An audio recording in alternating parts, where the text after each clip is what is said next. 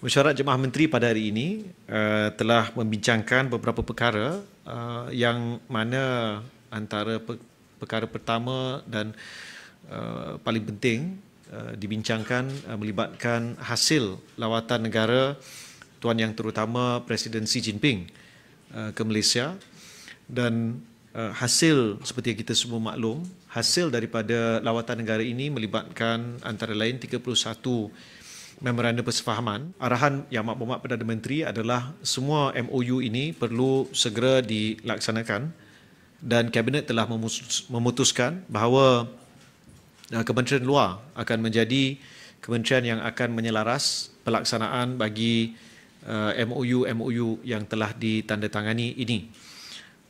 Antara perkara yang sebagai contoh, Yang Berhormat Menteri Pengangkutan dalam satu acara baru-baru ini ada menyebut tentang cadangan Twin Hub di antara lapangan terbang antarabangsa KLIA dan juga lapangan terbang antarabangsa di Henan.